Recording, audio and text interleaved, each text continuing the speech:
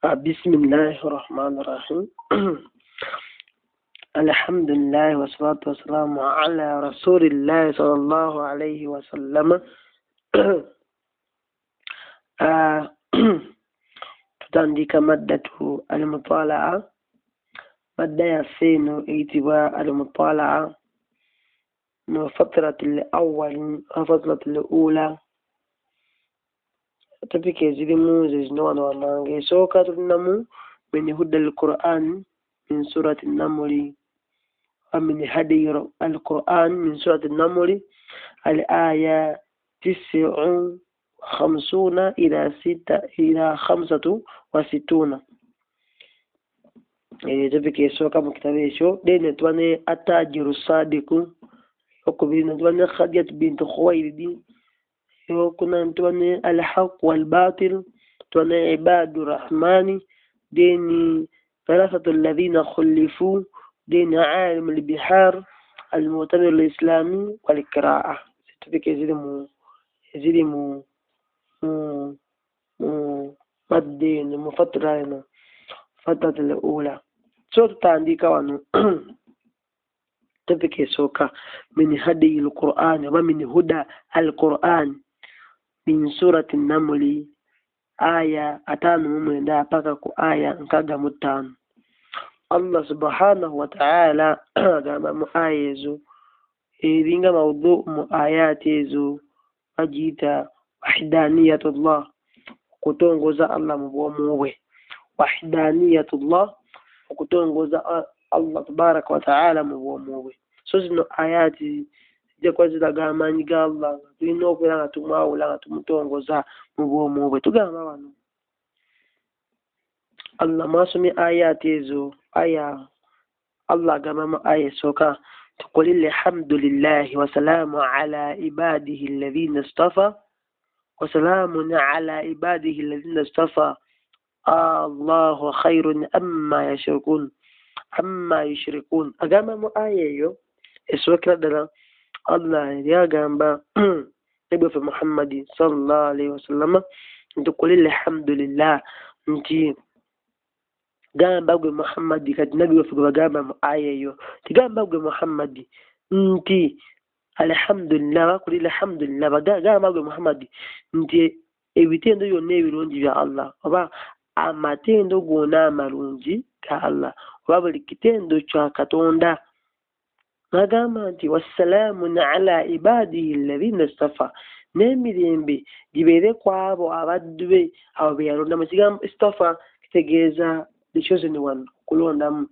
Olaba nti Nabi waffe Muhammad tumita al-Mustafa, nti omulondemu, oba the chosen one, omulondemu. Kati Allah agamba nti gwe Muhammad gamba nti amatendo gonna amalungi ga Allah, deni nagamba nti era ogambe nti wassalamun ala ibadihi alladhina istafa, emirembe gibeere kwaba abaddu be yalondamu, beyo bayita bannabbi ba Allah tabaraka wa taala. So nti abantu babeera bangi nnyo okumulembera Nabi Muhammad sallallahu alaihi wasallam. Waliwo abantu bangi nnyo, abasajja n'abali bamusinga ku myaka n'abato okumusinga, naye Allah tabaraka wa taala n'alondamu ye n'amufuula nabbi we. So no Allah agamba nti abantu abo nti yagamba nti gamba nti amatendo gonna amalungi ga Allah, era n'emirembe gibeere ku baddu baabo be yalondamu.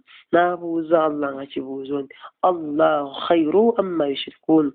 Abuuza nga tugamba abaffe Katonda ye mulungi oba ebyo bye bamugattako nabyo bye birungi, nti Allah ye mulungi oba ebyo bye bamugattako. Nagamba mu aya ey'okubiri eddako nti amman khalaqa as-samawati wal arda wa anzala lakum min as-samai ma'a fa anbatna bihi hadaiqa dhata bakhjatin ma kana lakum an tunbitu shajaraha a illahu ma'a Allah bal hum qaumun ya'dilun. Kati Allah agamba mu aya eyo, mwagesomye bulungi wali munsome ennungi, so ngezaako okusharaha mangu tugende mu maaso.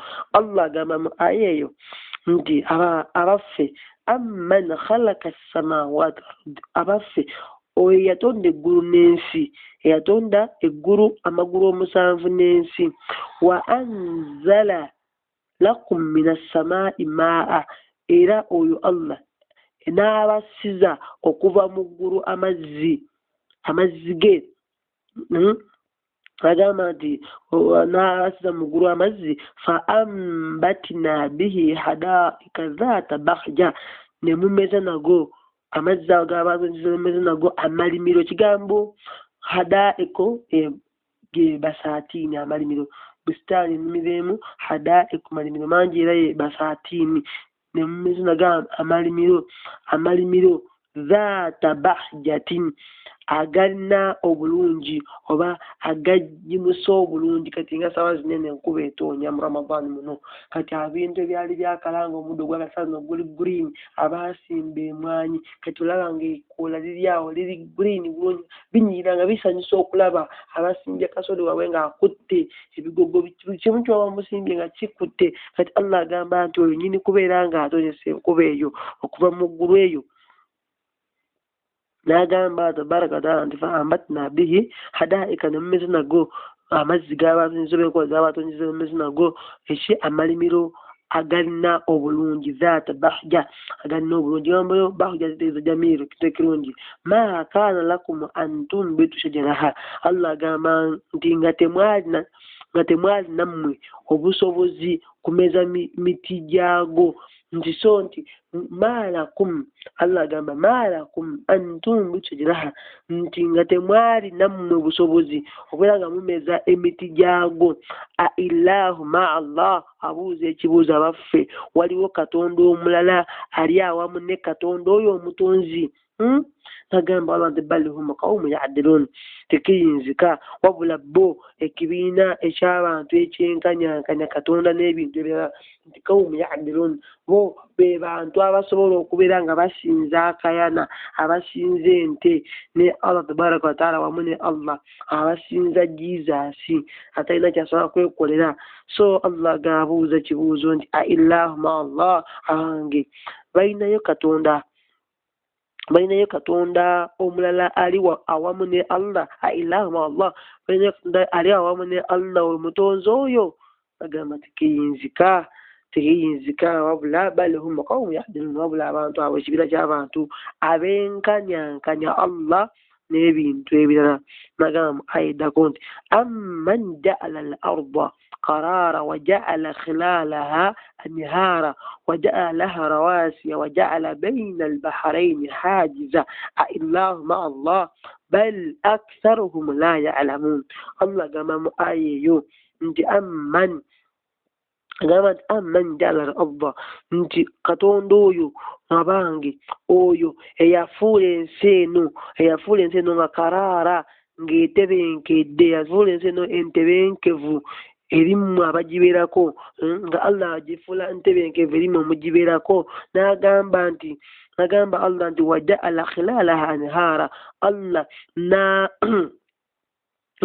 n'assa mu myagaanya gy'ensi eno mu myagaanya gyayo n'ateekamu emigga olumaliriza n'agamba Allah tabaraka wa ta'ala nti waja'ala laha rawasi Allah tabaraka wa ta'ala oyo era n'assa wakati nagamba nti era n'agiisizaamu ensozi n'abeera nga Allah assa ensozi ezo okubeera nga zinyweza ensi enyo obutayugayuga okubeera nga eri awo mu bbanga bwetyo enyenyanyenya kati Allah n'abeera nga asizaamu ensozi n'abeera nga agiisizaamu ensozi enywevu ddala rawasiya agamba nti Allah rawasi ensozi ezo tulaba ezo ennene n'agamba nti waja'ala baina al-bahrayni hajiza era oyo tabaraka wa ta'ala n'assa wakati w'ennyanja ebbiri n'ateekawo wakati w'ennyanja ebbiri nti ey'omunnyo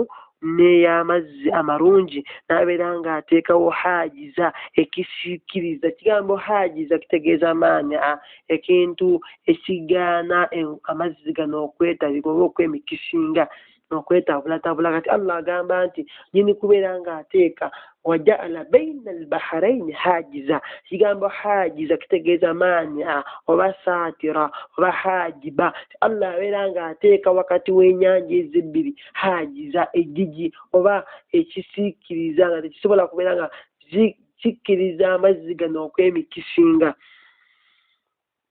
N'agamba tabaraka wa ta'ala ti ailahu ma Allah bal aktharuhum la ya'lamun. Allah agamba mu aya eyo ti abaffe waliwo katonda ali awamu ne katonda oyo omutonzi. Nedda, wabula abasinga obungi tebategeera. Agamba nti Allah agamba nti bal aktharuhum la ya'lamun, la ya'lamun, nti abasinga obungi tebategeera, tebamanyi bintu bino eno. Allah nayongera maaso atugamba mu aya eddako nti amman yujibu almudtarra idha da'ahu wa yakshifu as-su'a wa yaj'alukum khulafa'u al-ardi a illahu ma'a Allah qalila ma tadhakkarun. Allah agamba mu aya eyo amman yujibu almudtarra, abaffe oyo Allah yanukula, oyo Allah ayanukula ali mu kabi bw'abanga amusabye. Allah agamba nti amme yujibu mudtarra idha da'ahu, oyo Allah yanukula omuntu ali mu kanyigo, ali mu mbeera ya okuwankawanka, ali mu mbeera eyakanyigo ng'embeera emukutteko, al-makrubu ng'ali mu mbeera emukutte nayina talina wadda. Idha da'ahu, singa aba amusabye. N'agamba nti wayakshifu as-su'a, n'amugirawo embeera ey'embi, n'amuggyako akaakabi akaba kamuliko. N'agamba n'ajjawo akaakabi. Then n'agamba tabaraka wa ta'ala mu aya eyo nti wayaj'alukum khulafa, era oyo Allah nyini kubeera n'abafuula mu abantu amwe abasigire mu nsi muno eno.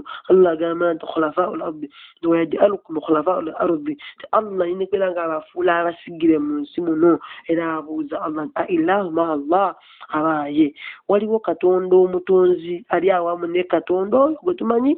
Agamba nti qalila ma tadhakkarun, agamba nti kitono nnyo oba batono nnyo kye bajjukira. So agamba Allah nti abantu abo bajjukira kitono, beerabira nnyo. Agamba nti banaye Allah nyine kubeera nga yayanukula omuntu ali mu buzibu ng'amusabye, era n'abeera nga amugirawo akaakabi akaba kamuliko mu kaseera ako. Era nyini kubeera nga Allah yatufuula ku nsi kuno nga fe abasigire. N'agamba nti illahu ma Allah, era amusazeewo okubeera nga mulinayo bakatonda abalala bemusinza wamu n'oyo katonda gwe tumanyi omutonzi. N'agamba nti qalila tadhakkarun, batono nnyo abakola ki? Abajjukira, aba abeebuulirira. So kitono nnyo kyebakola ki? Kyebajjukira. Allah nayongera maaso n'abeera nga atugamba mu aya eddako nti amman yahdiikum fi dhulumaati al-barri wal-bahri wa man yursila ar-riyaha bishran bayna yaday rahmatihi a ilaahu ma'a Allah. Arabuuza ta'ala Allah amma yushrikun.